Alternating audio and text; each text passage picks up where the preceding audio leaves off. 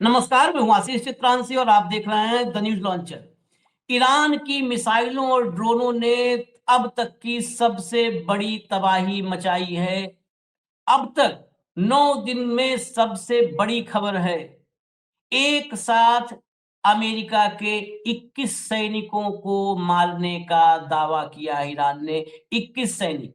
हमने पिछली खबर में एक अटैक दिखाया था बहरीन पर, लेकिन उस अटैक की गंभीरता और कितनी कैजुअल्टी है, ये सामने बात नहीं आ पाई थी। अब ईरान ने इस पर बड़ा दावा किया है कि 21 सैनिक अमेरिका के मारे गए हैं इस बहरीन पर हुए अटैक में। इसके अलावा अली लारिजानी ने, जो वहां की इस समय पूरी लीडरशिप एक तरह से उनके हाथ में है, उनका दावा है कि सैकड़ों अमेरिकी सैनिकों को बंधक बनाया गया है, कैद कर लिया गया है। अमेरिका के सैकड़ों सैनिक इस वक्त कैद में हैं।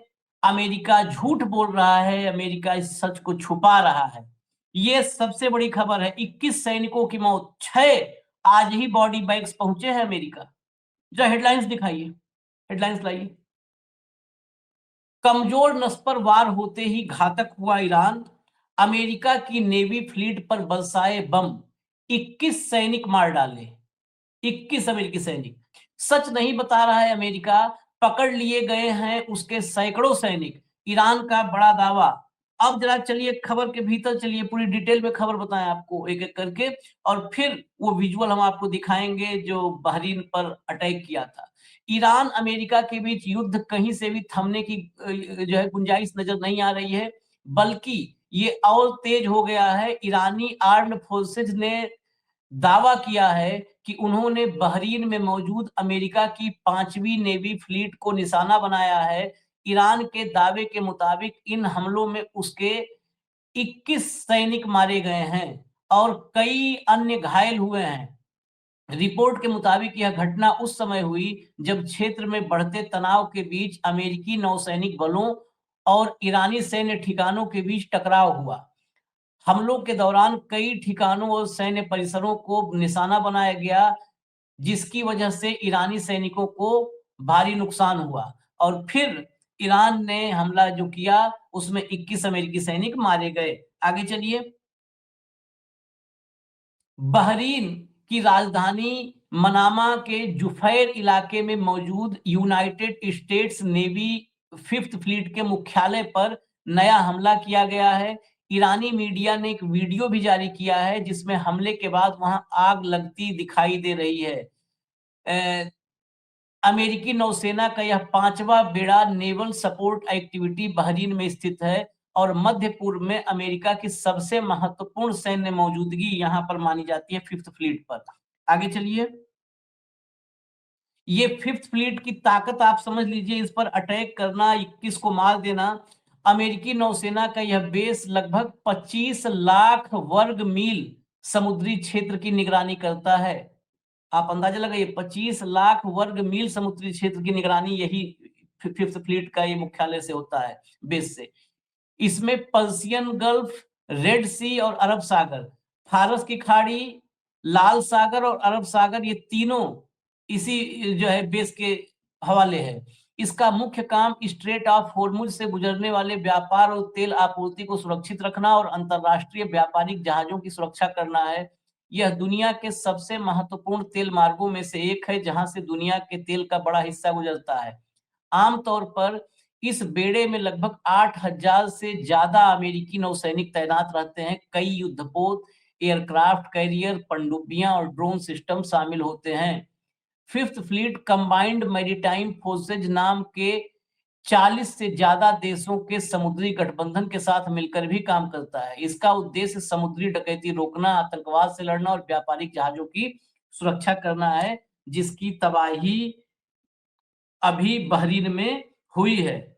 इसके आगे चलिए जरा, आगे आगे। ये 5th फ्लीट ईरान के सबसे प्रमुख टारगेट पर रहा है। 28 फरवरी को आईआरजीसी ने, जब युद्ध शुरू हुआ, सबसे पहले बैलिस्टिक मिसाइलों से और शाहेद 136 ड्रोन से यहां हमला किया था। सैटेलाइट तस्वीरों और वीडियो में बेस से काला धुआं उठता दिखाई दिया था। रिपोर्टों के अनुसार इस हमले में रडार सिस्टम, सर्विस बिल्डिंग और सैटेलाइट कम्युनिकेशन उपकरणों को भारी नुकसान हुआ था। अमेरिकी अधिकारियों ने कहा था कि हमले के समय सैनिक बंकरों में थे। क्षेत्र में बढ़ते तनाव कम से कम 3 अमेरिकी सैनिकों की मौत की पुष्टि हुई थी। हालांकि बहरीन बेस पर तुरंत किसी मौत की आधिकारिक पुष्टि नहीं की गई थी। जरा सैटेलाइट इमेज भी दिखा दीजिए। इस पर 5th फ्लीट पर अटैक का जो सैटेलाइट इमेज है, ये देखिए, ये सैटेलाइट इमेज है। ये आप देखिए, पूरा जो तबाह एरिया है वो बिल्कुल अलग आपको दिख रहा है। व्हाइट कलर का जो है उस पे घेरा लगा हुआ है। आगे चलिए। आगे अगला जो लारिजानी का दावा है, ये 21 सैनिकों के मौत के साथ इस दावे को जरा देखिएगा। ईरान की सर्वोच्च राष्ट्रीय सुरक्षा परिषद के सचिव अली लारिजानी ने दावा किया है कि हालिया संघर्ष के दौरान कई अमेरिकी सैनिकों को ईरानी बलों ने बंदी बना लिया है और अमेरिका इस सच्चाई को छिपाने की कोशिश कर रहा है। लारिजानी ने सोशल मीडिया मंच एक्स पर रविवार को किए गए एक पोस्ट में कहा कि उन्हें जानकारी मिली है कि कई अमेरिकी सैनिकों को गिरफ्तार किया गया है। उन्होंने आरोप लगाया कि अमेरिकी पक्ष उन्हें युद्ध में मारे जाने की बात कर रहा है, लेकिन सच्चाई ये जो है, यह सच्चाई ज्यादा समय तक छिपी नहीं रह सकेगी। ये ईरान मिडिल ईस्ट के का बड़ा मुल्क है, तो उसके अलग अलग हिस्सों में, और उसमें महत्वपूर्ण यह है कि ईरान ने ये जो कैद किए जाने की बात है, ये लारिजानी के पास भी ईरान के अलग अलग प्रांतों से इनपुट आए होंगे, क्योंकि अब स्वायत्तता दे दी है। अलग अलग प्रांत खुद ही अटैक का निर्णय ले रहे हैं। उस पर हमने एक रिपोर्ट भी भाव ने की थी। उस रिपोर्ट में आप देखेंगे तो अलग, अब मतलब वहां पर जो अटैक है वो डिसेंट्रलाइज हो गया है। अलग अलग प्रांतों में वो अपना डिसीजन ले लेते हैं कि अब यहाँ पे हम मार देंगे, उड़ा देंगे।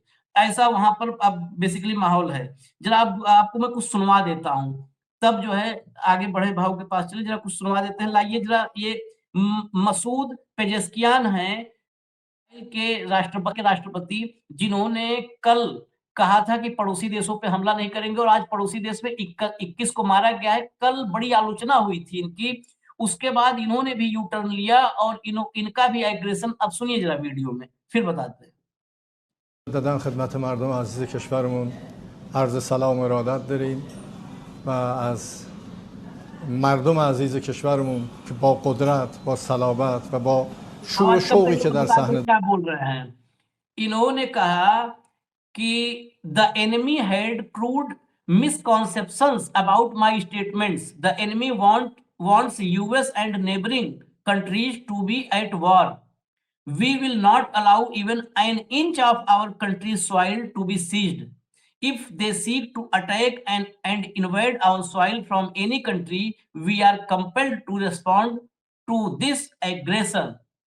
आज फिर जो है पेजेस्कियान की भाषा उसी तरह से हो गई है, और इसीलिए अब जो अटैक हैं वो और भयानक हो चुके हैं। मतलब जो तबाही है इन अटैक्स में वो बढ़ चुकी है। अगला लाइए, अगला ये सुनिएगा।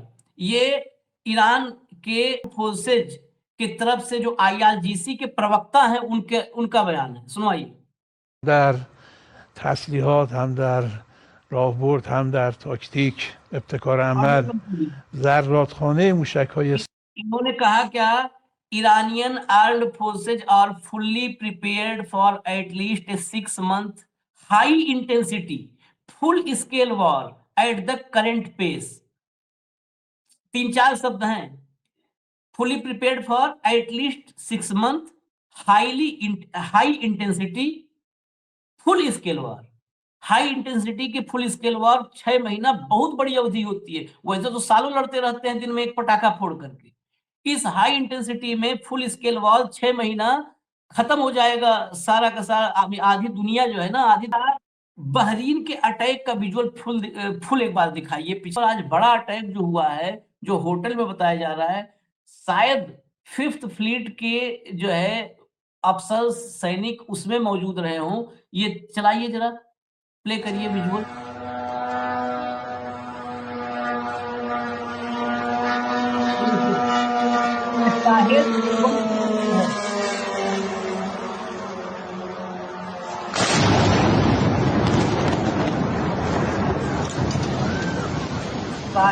वर्ल्ड ट्रेड सेंटर, और इसी से जो विस्फोट हुआ है, जो उस बिल्डिंग में, होटल में जो भी है, जहां पर ये ड्रोन अटैक हुआ है, और उसके बाद जो धमाका और जो वहां पर आग निकली है, उसी के बाद लगता है कि इसमें तो बड़ी कैजुअलिटी हुई होगी। अब इसको अमेरिका कह दे नहीं, उस समय बिल्डिंग खाली थी तो बात अलग है। भाऊ 21 नहीं, अमेरिका के लिए सबसे बड़ी क्षति और ईरान का सबसे बड़ा हमला है।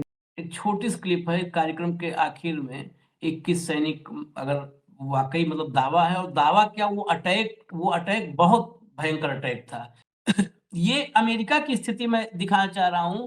आम अमेरिकियों ने भी किसको चुन लिया, भी क्या कहें, वही बात तो बार बार रिपीट होती है कि गजब हवा चली कि सब जगह ऐसे ही चुने गए सब नमूने। कि कहने में कोई दिक्कत नहीं, नमूने चुने गए सब। जरा दिखाइए, ये देखिए, ये अमेरिका में आज की तस्वीर, अभी की, जो कुवैत में मारे गए थे अमेरिकी सैनिक, उनके ताबूत पहुंचे हैं आज।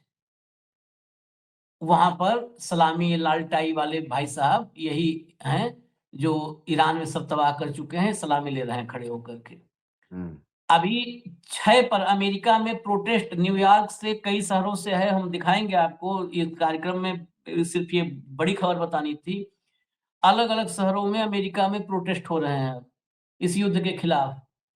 21 बॉडी बैग जब आएंगे ना, तो ट्रंप का निकलना मुश्किल हो जाएगा अमेरिका में। और वहां पर ये नहीं है कि राष्ट्रद्रोह में कितना भी ये तप जाए, भारत और अमेरिका में, कि ये कितना भी तप जाए, वहां पर राष्ट्रद्रोह में इसमें बंद कर दो, उठा लो, यूएपीए लगा दो, वहां पर नहीं चलेगा। वो नरेंद्र मोदी वाला सिस्टम वहां पर नहीं चल पाएगा। ये स्थिति है। खैर, ये बड़ी खबर थी, उस बड़ी खबर आप तक सीधे हम जल्द से जल्द ये ला रहे हैं, फिर बाकी अपडेट लेकर के आएंगे। धन्यवाद, नमस्कार।